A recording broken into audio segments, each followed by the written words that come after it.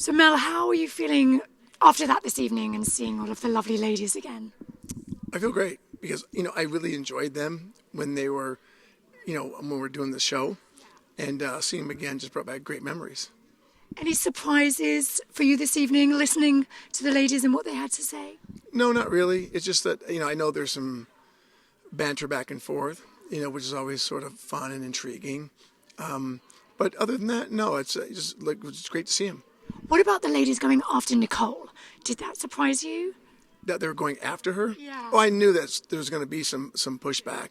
But Nicole handled it pretty well, I think. You have to defend yourself, with your actions.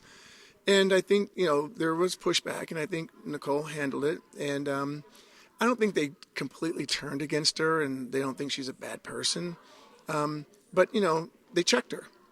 And then, they handle it internally. At any point during filming the show, were you in love with more than one person? No. Never. Never. No.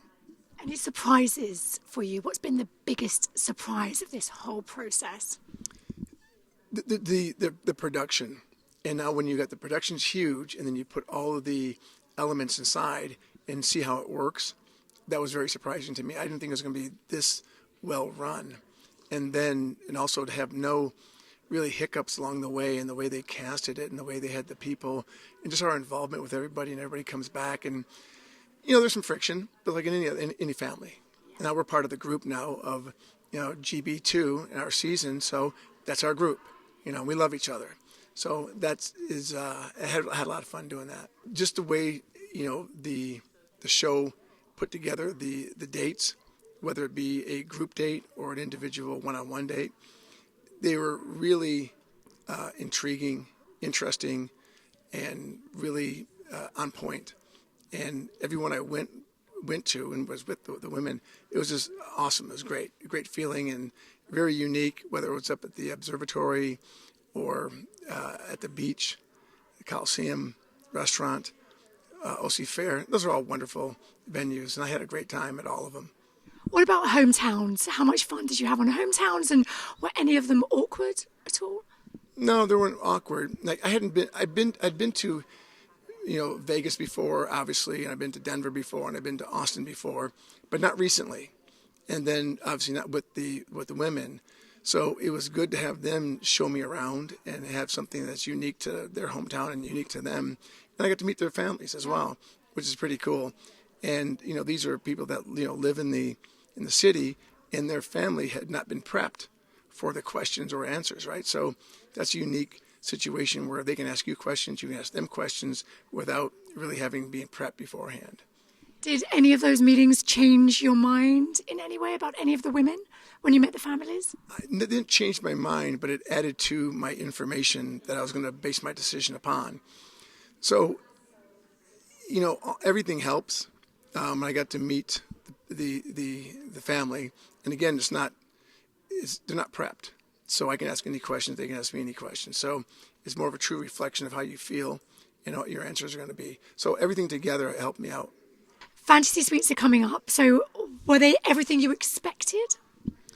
Well, there's the word fantasy, right? And, put together Fantasy Suites, you think something is going to be, like a fantastical in there, right? And it could be, but a lot of it is basically the cameras go away, the mics go away, and you get to talk. And you find out about, yourselves by asking, difficult questions, because there are no cameras. And you can answer freely without having the cameras on or the mics on. But I'm glad they call it Fantasy Suites. Final two ladies, Peg and Cindy, very different. So what is it about these ladies that you love so much? They're both so different.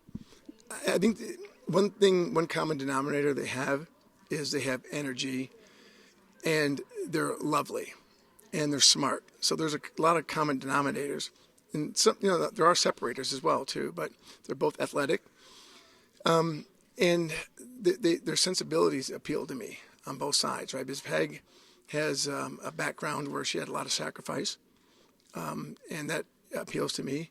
And Cindy, she's really serious and thoughtful, and she has 3 daughters. So that appeals to me as well. So those 2 things really draw me into those women. So it made for a lot of fun. Do we see you get your happily ever after? If you tune in on ABC 9 o'clock Pacific and streaming on Hulu, you'll find out. Oh, Mel, you're good.